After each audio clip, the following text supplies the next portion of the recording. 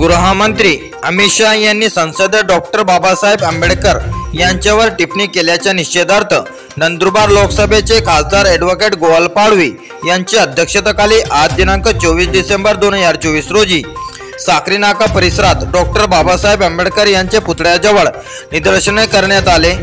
भारताचे केंद्रीय गृहमंत्री अमित शाह यांनी भारतरत्न डॉक्टर बाबासाहेब आंबेडकर यांच्याबद्दल केलेल्या वक्तव्याचा निषेध करून नंदुरबार जिल्हाधिकारी डॉक्टर मिताली शेट्टी यांना निवेदन सादर करण्यात आले।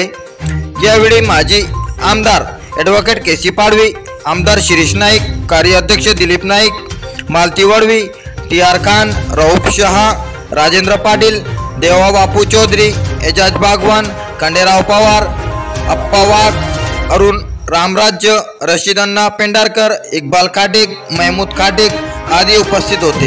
एक स्पष्ट आहे की बाबासाहेब आंबेडकर ज्यावेळेला राज्यघटना बनवायला बसले होते, राज्यघटना बनवत असताना सुद्धा RSSची जी भूमिका होती तीच भूमिका आज भाजपने घेतलेली आणि भाजपला 100 वर्ष RSSला झाली की या देशामध्ये हिंदू राष्ट्र आणायचं आहे, किंबहुना त्यांना राज्यघटना संपवायची आहे।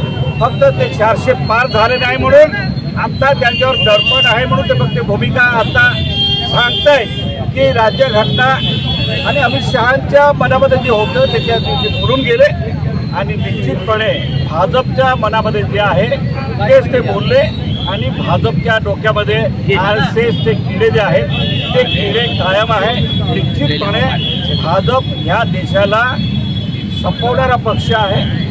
हा देश बांधण्यासाठी नेहरूंनी राज्यघटना बनवायला बाबासाहेब आंबेडकरांना चेअरमनपदी ठेवलं, किंबहुना सगळे स्वातंत्र्य लढ्यामधले सगळे नेत्यांनी बाबासाहेब आंबेडकरांना या जगाच्या पाठीवर सगळ्यात जास्त शिकलेला माणूस कोण असेल तर बाबासाहेब आंबेडकर आहे आणि बाबासाहेब आंबेडकरांनी पूर्ण जगात राज्यघटनेचा अभ्यास करून ती राज्यघटना बनवायला घेतली।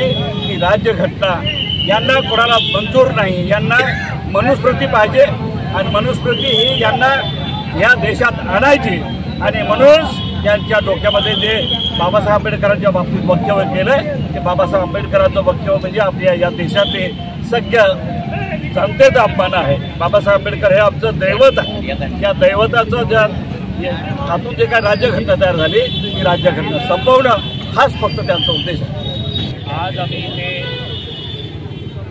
नंदुरबार जिल्हा काँग्रेस कमिटीचे सर्व कार्यकर्ता व मला वाटतं मित्रपक्ष आणि आंबेडकरांना मानणारे एक मोठा वर्ग आहे ते सर्व एकत्र आलो आणि अमित शाह देशाचे केंद्रीय गृहमंत्री आहेत, त्यांनी राज्यसभेत जे भाषण केले, जे वाक्य वापरले ते मला वाटतं ते देशविरोधात आहे, संविधान विरोधात आहे आणि निश्चितपणे आम्ही त्यांचा निषेध करतो। आणि अमित शहांना हे सांगू इच्छितो की आंबेडकरांचं नाव घेणं हे फक्त आमचं फॅशन नाही आहे, आमचं पॅशन आहे आणि निश्चितपणे आंबेडकरांबद्दल जे वक्तव्य केलं आहे गृहमंत्रीने त्याबद्दल त्यांनी माफी मागावं आणि राजीनामा द्यावा।